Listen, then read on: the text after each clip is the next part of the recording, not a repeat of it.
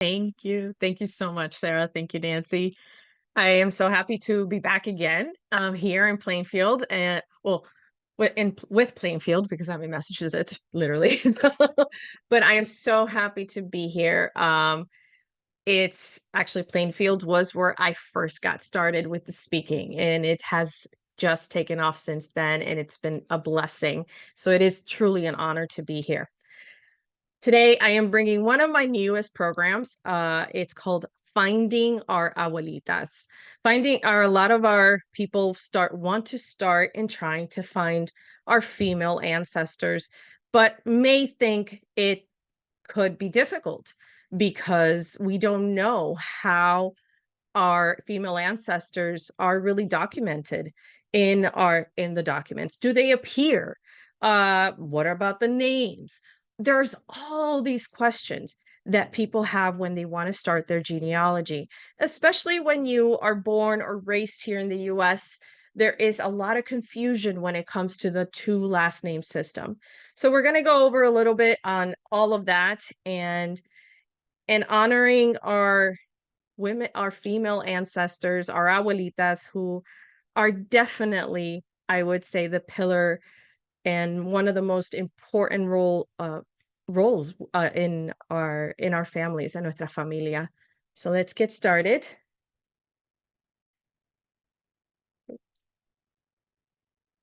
So one of the first lessons that I always start with this because it is one of the first things I learned when I started around 13 years ago, was when we connect to our past, we better understand our present and are more prepared for the future.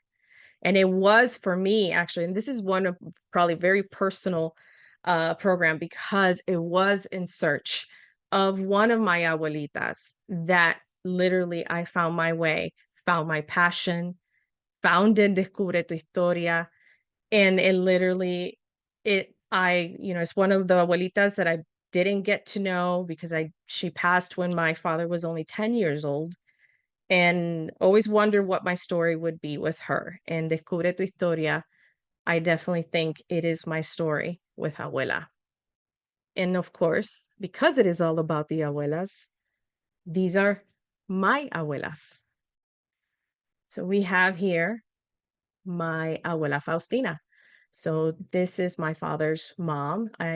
She's the one seeking her, and her story was what finally got me to where I am today, and I'm blessed to be today. This is this is my maternal grandmother, Abuela Nereida, who I'm very lucky to still have her today. I'm her tail. Ella dice que she says I'm her colita. And literally, because she's the one that I'm always after. Her stories are what, listening to her, all the stories from when she lived in Puerto Rico in the 30s and 40s, from moving to New York, and all of those. It's listening to her that I've really always, since I was a little girl, inspired that need to want to know about my family and want to know their stories. Then we have my abuela Iris. So abuela Iris is my other paternal grandmother. She is the lady that took on 4 children after the passing of my paternal grandmother and my biological paternal grandmother. But to me, abuela Iris is my abuela.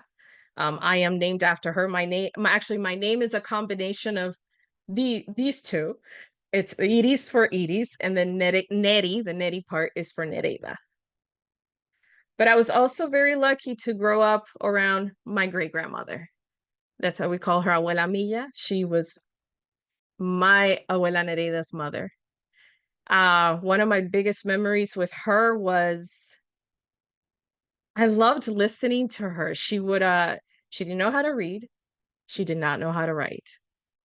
And she would sit and she would sing the Psalms of the Bible. So she knew the Psalms by heart, and she would just sit and have, always with a smile. She always had a smile. And just I always saw like this quiet strength in her.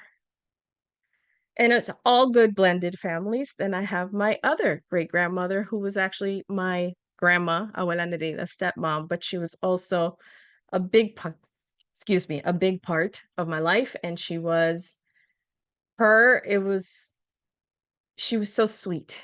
She was so kind. She exuded kindness. And I was very lucky, and I can still hear her voice when I think about her. And then my other two, this is my other great grandmother from my maternal grandfather's side, Abuela Amparo. Unfortunately, Abuela Amparo, I did not get to know very well, but also through her lines, I've been able to learn more about her and more about my grandfather, who also is still, I'm very blessed to still have with us. And so I've been able to connect more to him and him as a son, and him as not just my grandfather. And then this is Juana Collado. She's actually my third great grandmother. And I never met her, of course, but I discovered her through my research. And it was very special to be able to see the face of another abuela during my research. So these are my grandmothers. These are all my inspirations for doing what I do, and hopefully will inspire you. One of the first things that when we start research is understanding what role our abuelas have in our families. So obviously we know abuela manages the home and all the tasks that are related to the home. Um, they are the heart of the family. It's they in most cases they are. They're emotional pillar. They're the one, I mean, that they say, listen to me, escúchame, and you have to sit and you have to listen. They're very one of the most important beings in our families, and we learn so much from them. And it's an honor to be able to have had so much stories with my own. But another thing we need to understand, and now it's getting a little more technical, it's the history. So what was the right of women, what was the rights of women in during the Spanish colonies, because we're talking about here former Spanish colonies. So what was life like for the women? And this is going to help you understand how they're going to appear to you in the documents. Are they going to appear in the documents? So women learned mostly at home or in religious schools, but they could be especially women of, if they were women of um, a higher class, could also would be educated, could own, inherit, and manage property. So women did own property. So you will see them in some of the land registers if you get to go that deep, which are most of those are, especially for Puerto Rico, I'm going to say you're going to have to go to Archivo General to see. Some ran their own businesses. So even for single women, even women that were single and and never got married, and sometimes even you will see them running their own little businesses. You will hear of them running their own businesses. They have an active role in the family, in the community, in colonial life. I mean, one of the things that I definitely discovered as I was doing history research, because that is one thing you have to do history research when you're doing genealogy, is what an active role women had in, specifically, like even in the independent movements that happened during in all of our countries. And they were, some of them, a lot of them even fought in the independence wars for different countries. In Mexico, Colombia, Uruguay, they all have stories of women fighting along with the men. Participated in every aspect of colonial society. A lot of the common jobs that you will see some of our abuelitas, and you'll see this more in the censuses and more into the 1900s, their seamstresses and embroiderers, washerwomen, ironers, and tobacco factory workers. So this is what those are jobs that you're going to see probably reflected more when you start going into the census records or start reading some of the civil registration and some of the civil registration records. Sorry. So why in Hispanic genealogy is it possible to find information on our abuelitas. In the records, women will appear as the informants. So what are the informants? Those are the people that will appear. So for example, a birth happens. Someone appears at the local government office to register the birth. Women will appear as the informants for these births. And because of the way civil registration records are formatted, even though it can vary from country to country, it can provide a lot of information, such as where were they born? What is their occupation? Where do they live? Who were their parents? Who did they marry? Who were their children? Who did they marry and who were their children? That mostly you will find it in the death records. But yes, there is a lot of information that can be provided. And it is beautiful when they are the informants, I always say, because technically it is them giving that information. So it's through that document, they're speaking to you. Women did appear as heads of households in the census records. So you will see women as heads of households. You will see them sometimes as labradoras. You will see them, work tobacco factory workers. So they're very active. When women got married, that's one of the things too that helps us very much, is that in our culture, when women get married, they do not lose their maiden name. So one of the struggles, when of course I know when people start in the American collections, because of the custom of women when a woman gets married, she typically takes on her husband's last name, even though I know nowadays it's, most people, it's a variation. But that's the majority. And in our case, in the Hispanic genealogy, when we get married in our ancestral countries, we don't lose our maiden names. They just become a little longer. So the Spanish, which takes me to the Spanish last name system. And I will give this as a big warning, as you can see it. Understand the way it works, but do not be rigid about it. And I will be explaining why you can't be rigid about it. So typically, and I'm using myself as an example here, but I'm going to explain to you how it typically works. So my father, his name is Nelson Alicea Maldonado. Alicea is his paternal first last name. Maldonado is his his maternal first last name. Even for me, I mean, so please, it's even for me, sometimes I got to think about it. My mother is Vivian Flores Rodriguez, even though my mom was technically born in New York, so she was actually born Vivian Flores, but for the sake of this example, but even though when she is in Puerto Rico, she does use her second last name. So because she did go back to Puerto Rico. So she's Vivian Flores Rodriguez.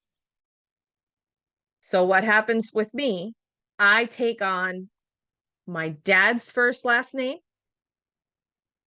as my first last name. And then I take on my mom's first last name as my second last name. So that's how it typically works. But for sure, there are circumstances in our grandmother's lives where the Spanish last name system didn't always work or didn't always happen. For example, if our grandmothers were children that were born to relationships where the parents were not married. This happened very often, very common. All of you are going to run into it in all your trees. I'm going to bet on that because I've seen every investigation I've done in whether Mexico, República Dominicana, Puerto Rico, El Salvador, I have run into this. So what happens is when a mother gives birth to a child and she is not married, and she appears to register she registers the child for the most part, the child will be registered under the maternal last name. So if you are hitting a brick wall because you may have found that your, let's say, great grandparents were not married, but your great grandmother did use both last names, but you're not finding her birth record, try to see if you can find her under her maternal last name, because that's probably why you're hitting that wall. That happened often. So one of the things that I do see, and it happened in my own family in Puerto Rico, so some of these hijos naturales, that's what they're called. Hijos naturales are children born to relationships that were not married, parents were not married. So what would happen is the children later on in other documents, like their marriage records, their death records, their children's birth records, they will use those two last names. But even within the same family, I've had 6 siblings, for example, 6 siblings, some of them will use the paternal last name, and some of them will go on to use just the maternal last name. But they're all children from the same father, but just for X or Y reasons, some of them went on to use just the maternal last name, and some of them went on to use the paternal and maternal. So see what I mean? It can get a little bit, if you just got a headache from listening to that, believe me, I know, because I've gotten headaches just sometimes when I run into that, and it happens often, but it's just taking it with, just take it a step by step, but it's just those things that that do happen. So you have to be very flexible. That's why I say don't be rigid about the 2 last name system, because it just doesn't always work that way. So the other question then, what happens when our abuelas get married? So one of the things that does happen when women get married, for the most part, what happens is our name just gets a little long. And again, I'm going to use myself as an example. My husband's name is Victor Ramos Gonzalez. So if I were to be living in Puerto Rico, even though we married here in Massachusetts, but I kept tradition and kept my name. So I would be Irisneri. In the records, I might appear as Irisneri Alicea de Ramos. So I think dependent on space, especially in the census records, you might see that. So you won't see her second last name, but you would see de Ramos. Or you're going to see Irisneri Alicea Flores de Ramos. So that is one way you might see her in the records. But I do find in the census records, mostly, I think, like I said, for space reasons, you will see more of this, which is the first name, the last name, and then the de Ramos. And even when they were not legally married, and you will see sometimes in the census records, and mostly I'm talking about Puerto Rico, because of the U.S. federal census records, is you'll see the abbreviation CC. That means contrato consensual, which is a common law marriage. So when you see CC, that means they are not legally married, but you might still see that her appear as with the de, because culturally, and I think a lot of us that are with that are live in the culture, we know that typically it is common to have family members that in relationships and they don't get married, but we still call them marido y mujer, husband and wife.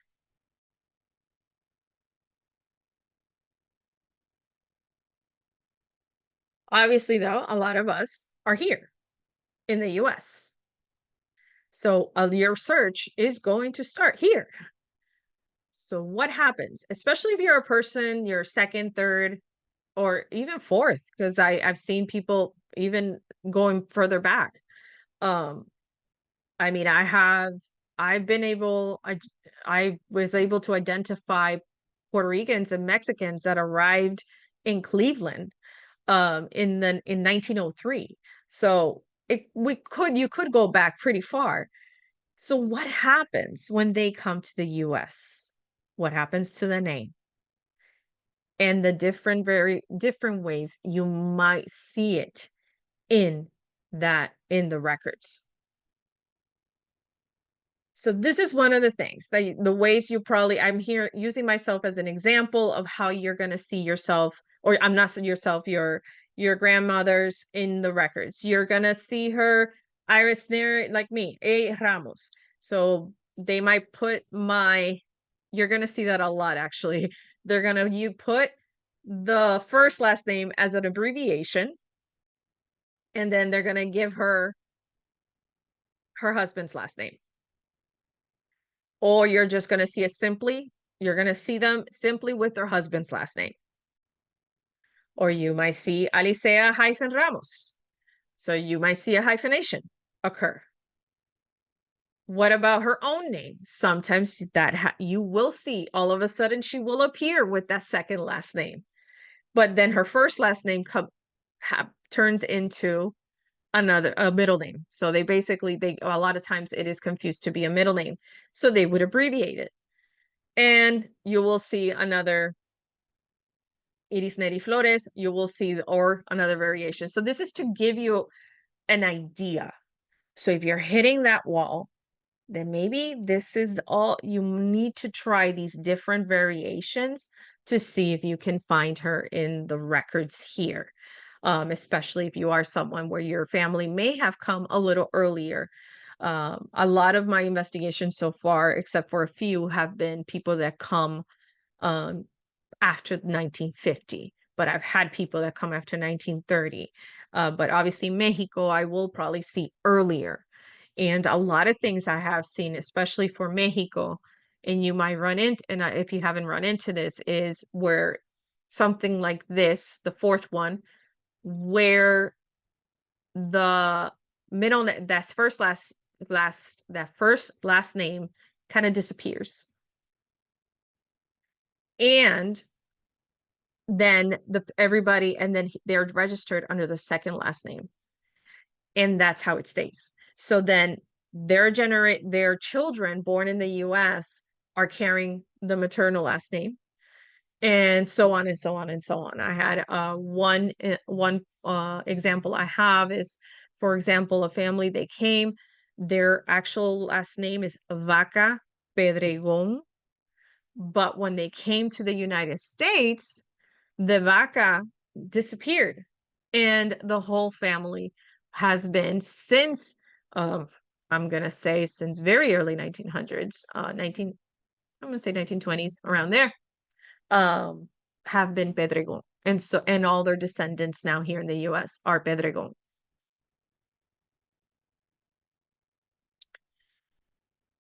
As part of this presentation, I do like to touch on the two collections that I think are the pillar of Hispanic genealogy, and where you're going to get information about your grandparents, about your grandmother specifically. So there's the civil registration records. Civil registration records are records that document life events, birth, marriage, and death, but are kept and archived in the local government level. So think of it as your city clerk, or the city clerk's office. So that's where those are.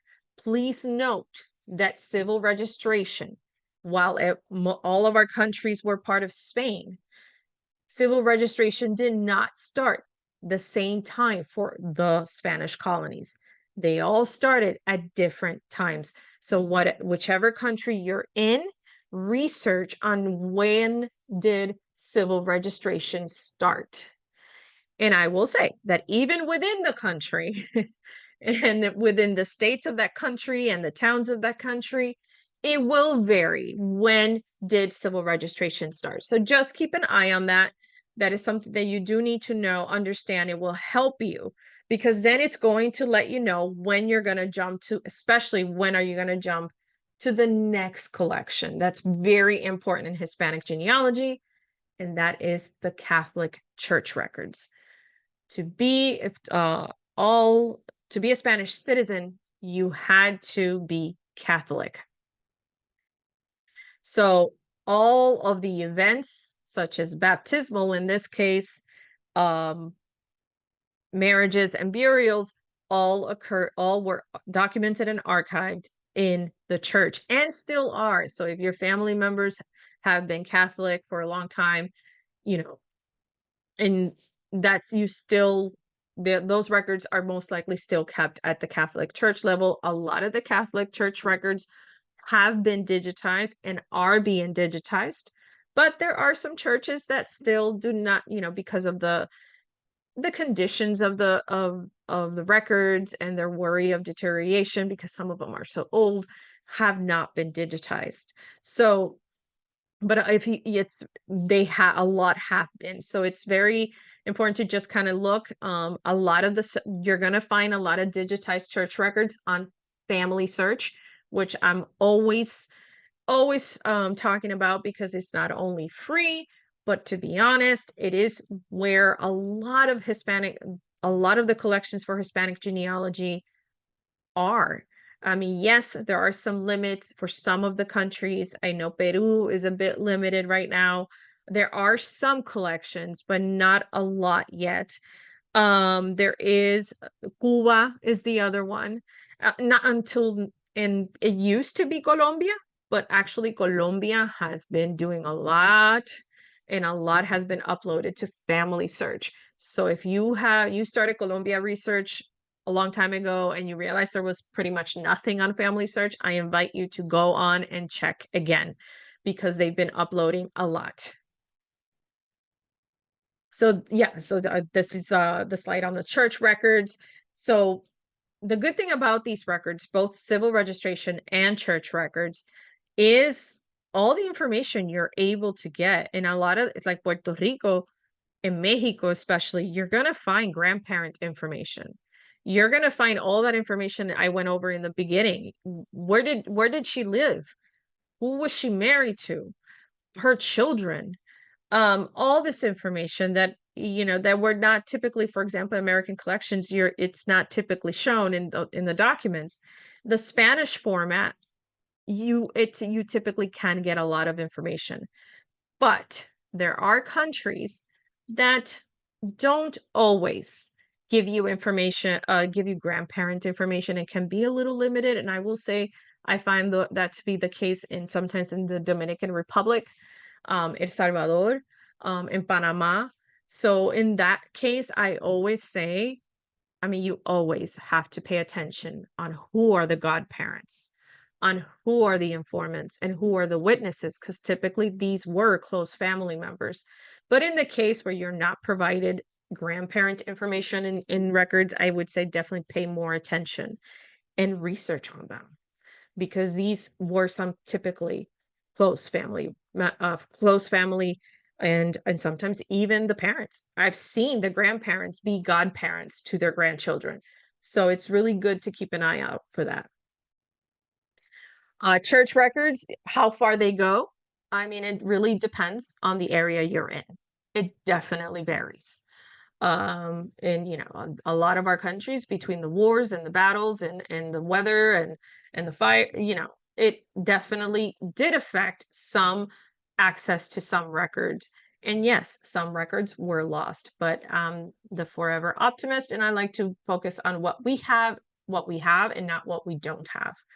And in the case, I mean, I have seen in Mexico, in the Jalisco area mainly, I've been able to see digitized documents that go back to the 1600s. So you'll be surprised. Puerto Rico, I would say more commonly the mid 1700s, even though some towns like Ponce, unfortunately, it goes back to the 1820s, I think, as far back as the 1820s. Unfortunately, Ponce had a big fire, and at least 200 years worth of records were lost. But we still have some that can help us to the into the 1820s. And like I said, the fact that you can even go back that far, a lot of people don't even think they can go back that far.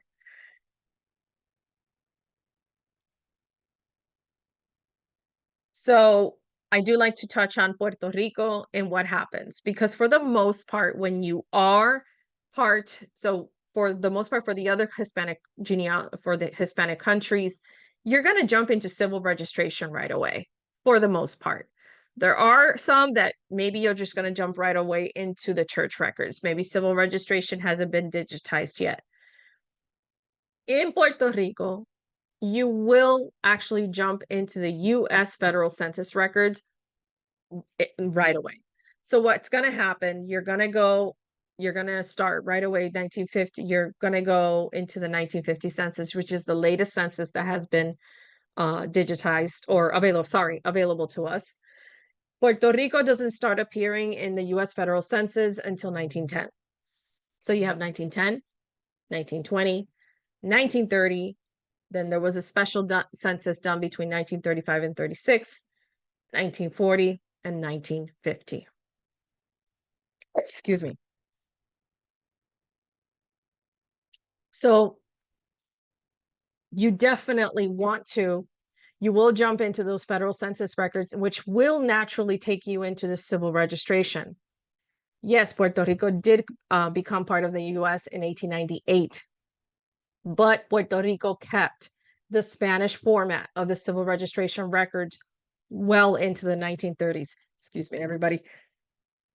Did not drink enough water.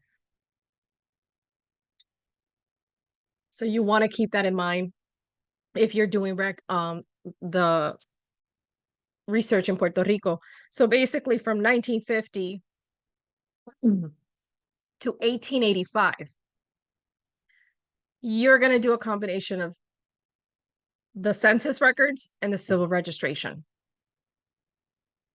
Then from 1885 or any events that occurred before 1885, you want to jump into the church records. Sorry, excuse me. Some tips for research. Read the documents when possible, please. That's definitely something you want to do. You want to be able to read the documents when possible. Sometimes I understand the images may not be available for certain documents, but even you always want to open, because sometimes, when you get that preliminary information of when you go, like you're on Ancestry or Family Search or MyHeritage, there's this transcribed information that you get about the records, but what the record is about. There's a lot of mistakes sometimes in that transcription. You'll see a lot of spelling errors. And I do see sometimes, for example, say the person's name of the record and the parents names actually matches the grandparents. So always open the record and always read it. With Abuela focused research, pay more attention to the informants, witnesses, and godparents, especially when grandparent information is not available, which is when you're able to go to the next generation. It's important to go beyond the set of great-grandparents, identify great aunts and uncles and their children, because of the tendency for grandmothers or grandparents to appear in the record sometimes as informants themselves in their grandchildren's records, or because of the tendency of records having grandparent information. It is very important. Don't stick to just that great grandparents. You want to identify their children. You want to then identify their grandchildren and go into those records. It has been grandchildren records sometimes that has actually broken walls for me.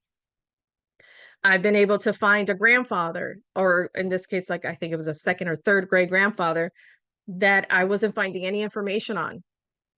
And I found him as an informant in a grandchild's record, and he gave me, and through this record was able to provide where he was originally from, what was his job, how old he was at the time. So I had not only then did I have an approximate date, year date, then I had an actual probably a place to look, a town. In census records, look around at the neighbors who were living around your family. Most likely, more family was living around them. Families did typically live in clusters, so it is important to look around in the census.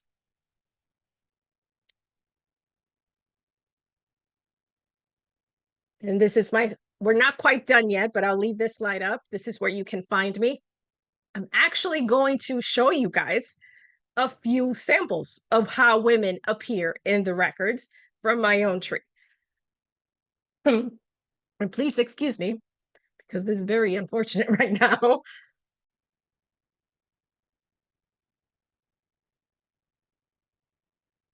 So I'm going to open up the first record. So this record is my grandfather's, paternal grandfather's birth record. This is an example.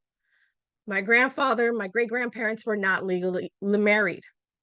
So when my grandfather was born, he was registered under his maternal last name. Excuse me.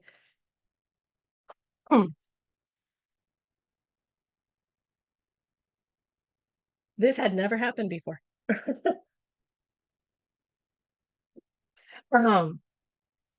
So we have right here, we have Rogelio Augusto. He used Alicea all his life. So I was not finding him. And then it occurred to me, let me try to find him under Agosto. Sure enough, I did. And my great-grandmother was the informant. So it was Cristina Agosto. She was single. Profesión del sexo. So when you see profesión del sexo, that means domestic. It says here she was naturally from Caguas. That means she was born in Caguas. And she lived in Barrio Borinquen. She tells me here that he was born at 12 in the afternoon on the 12th of March. He was mestizo. Niño es hijo natural de la declarante. That means that he was an hijo natural, which means the parents were not married. And then for the most part, when you see the grandmother your grandmother appear as the informant, or the woman as she appears as the informant, she will just give maternal information, maternal grandparent information. So right here, my second great grandparents, José María Agosto y Eulogia Vázquez. Ella, viuda, natural y vecina de Caguas. So she, Eulogia, was widowed, and she was naturally and living. So vecino means currently living in Caguas. So that one little sentence said to me, Jose Maria, my second great grandfather, was no longer living by 1922. And it told me Eulogia was still living, which means I may be able to find her in the 1920 census, and that she was born in Caguas. So right then and there, I already have something for my second great grandparents.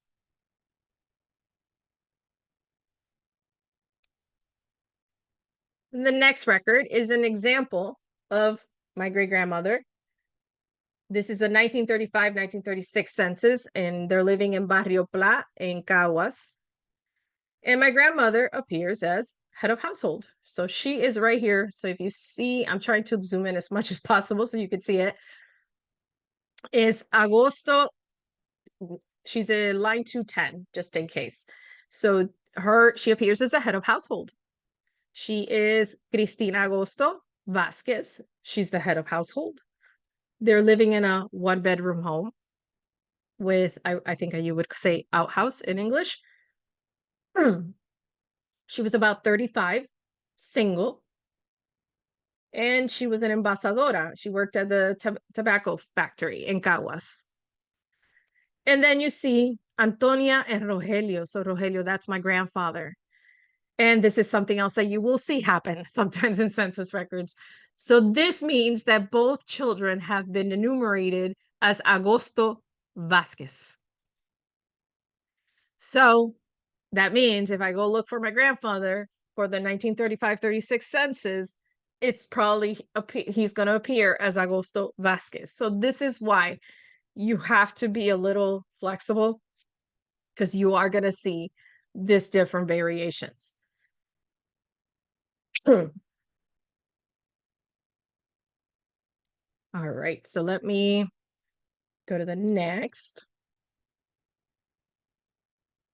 The third record is another example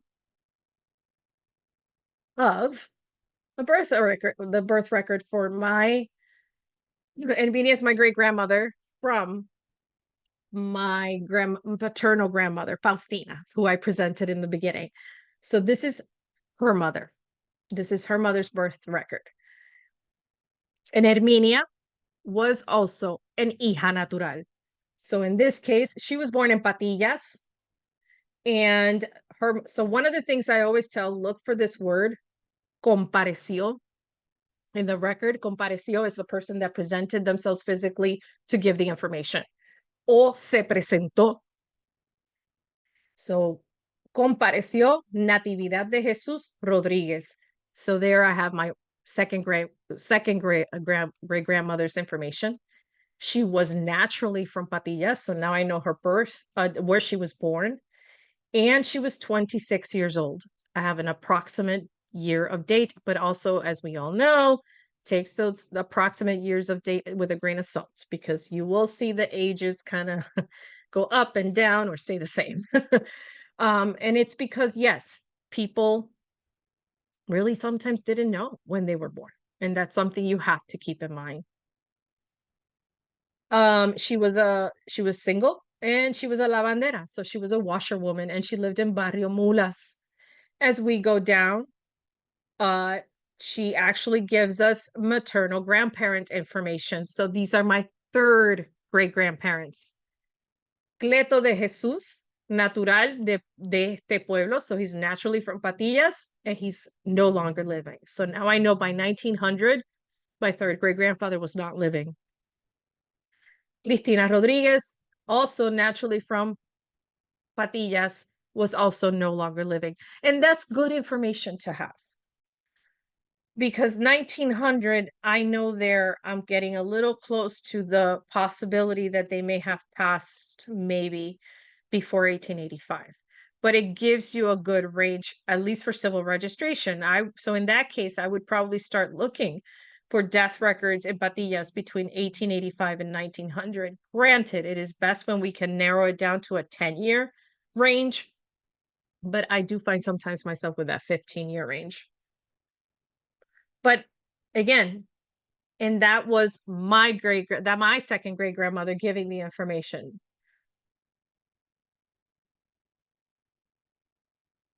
And we have a fourth record. I'm only showing about 5 records, so there's about one more after this. So one of the great mysteries when I started was that Anastasia, so Anastasia is my Lope Alicea Ponte and Anastasia Colon Rondana are my second great grandparents. Anastasia, so my great grandfather was enumerated with her first husband's last name in the 1910 census, Montañez. So as you can see, that created some confusion. Because then I thought, oh, wow, so there's a possibility he is not Lope's son.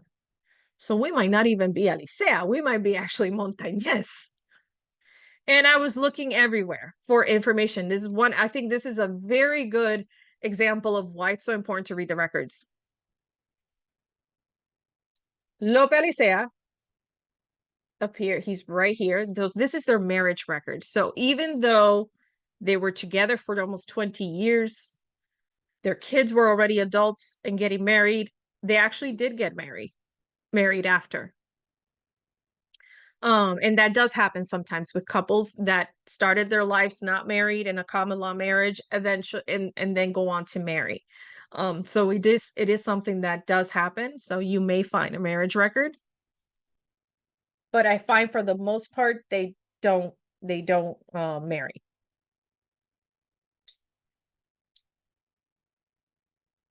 So in this case, I want to know about Anastasia. So Anastasia Colon y Rondana, She was originally from Sidra. She was about 38 years old, even though she really was older.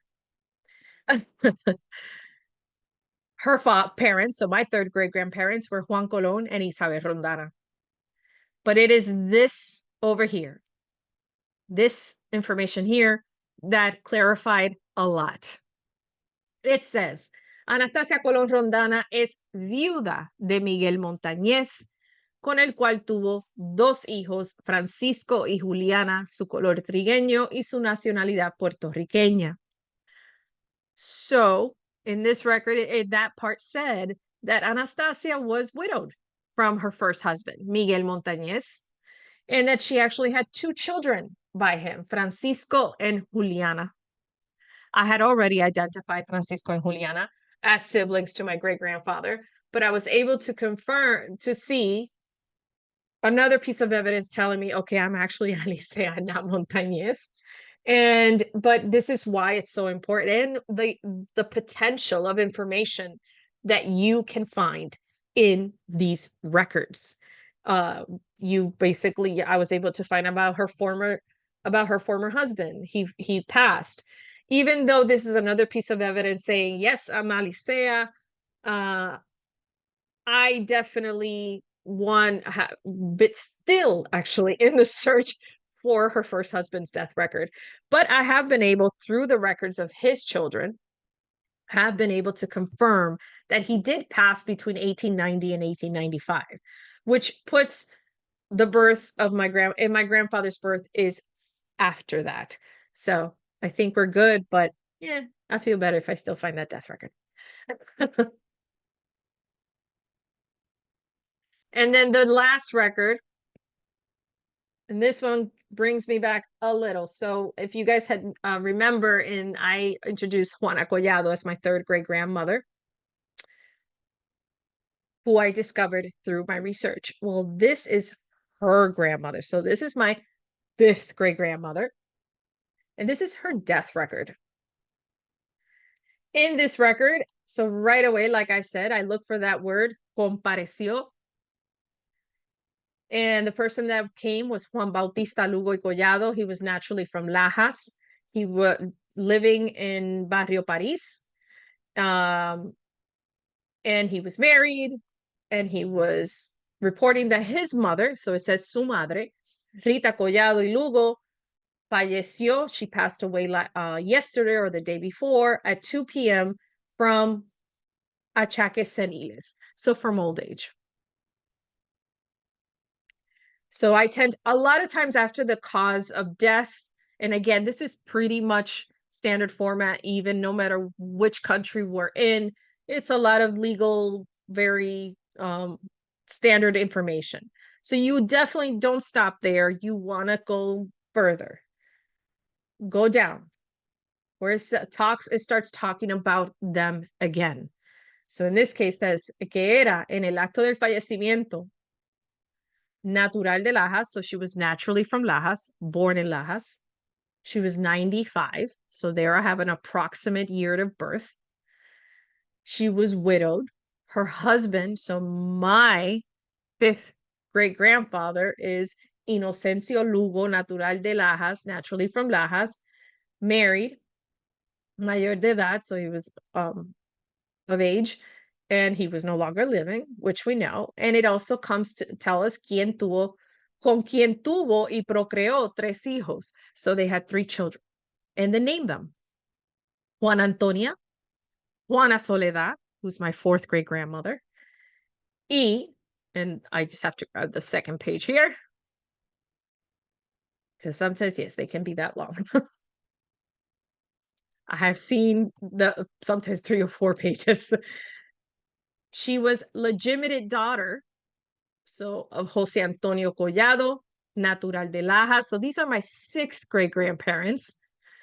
Married, mayor de edad, no longer living. So he was married. So now I know that my sixth great grandfather was also naturally from Lajas.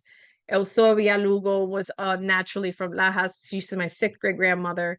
And she's no longer living, of course, because their daughter was 95. So they wouldn't be living. So these are just examples of how the women are appearing will appear to you in a lot of the civil registration records.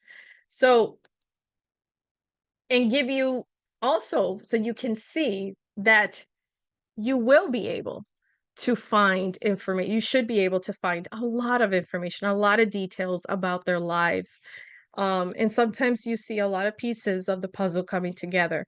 And so I hope my presentation has helped you, give you ideas on how to break some walls if you're stuck, give you ideas on or inspired you to get started and see what you can find.